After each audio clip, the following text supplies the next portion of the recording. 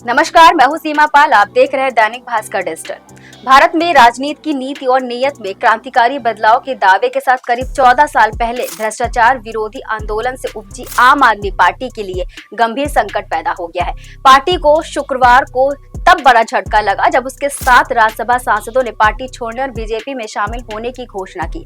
आपके करीब 2/3 राज्यसभा सांसदों के दल बदल ने पार्टी की आंतरिक एकता पर सवाल खड़े कर दिए हैं। राघव चड्ढा ने कहा कि संविधान के अनुसार किसी पार्टी के कुल सांसदों में से 2/3 सांसद दूसरी पार्टी का दामन थाम सकते हैं। आपसे इस्तीफा देने के बाद राघव चड्ढा, अशोक मित्तल, संदीप पाठक बीजेपी में शामिल हो चुके हैं।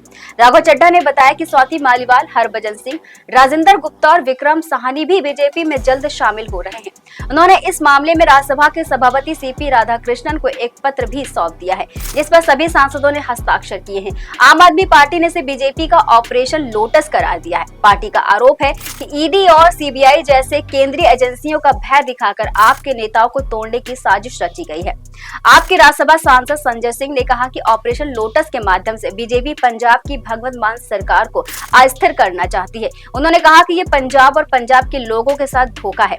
पंजाब की जनता इसको कभी नहीं भूलेगी। बीजेपी के राष्ट्रीय अध्यक्ष नितिन नवीन ने पार्टी कार्यालय में मिठाई खिलाकर सभी का स्वागत किया। उन्होंने एक्स पर पोस्ट भी किया, जिसमें उन्होंने कहा कि हरभजन सिंह, स्वाति मालीवाल, विक्रम साहनी और राजेंद्र गुप्ता के लिए खास मैसेज लिखा। उन्होंने कहा पार्टी मुख्यालय में राघव चड्ढा, संदीप पाठक, अशोक मित्तल का बीजेपी परिवार में स्वागत किया गया है। साथ ही हरभजन सिंह, स्वाति मालीवाल, विक्रम साहनी और राजेंद्र गुप्ता के प्रधानमंत्री नरेंद्र मोदी के नेतृत्व में काम करने के लिए शुभकामनाएं।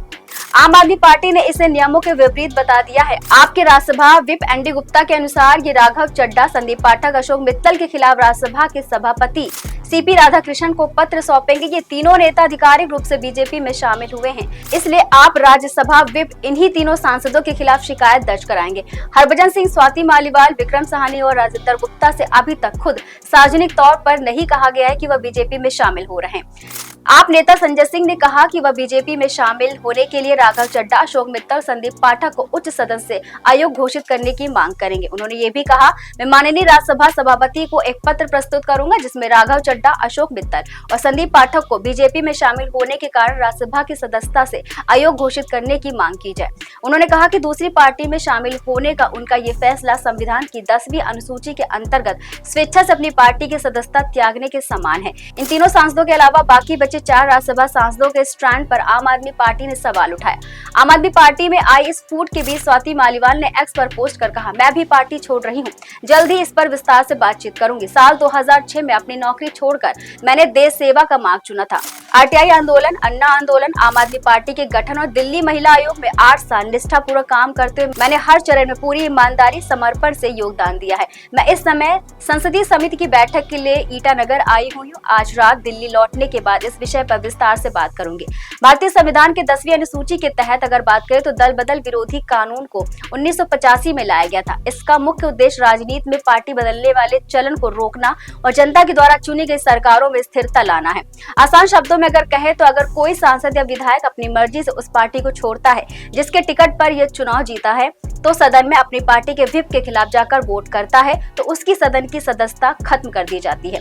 10वीं अनुसूची का खंड 4 ये कहता है कि अगर किसी दल के 2/3 सदस्य एक साथ टूटकर किसी अन्य दल में मिलते हैं तो उन पर यह कानून लागू नहीं होता, उनकी सदस्यता बरकरार रहती है।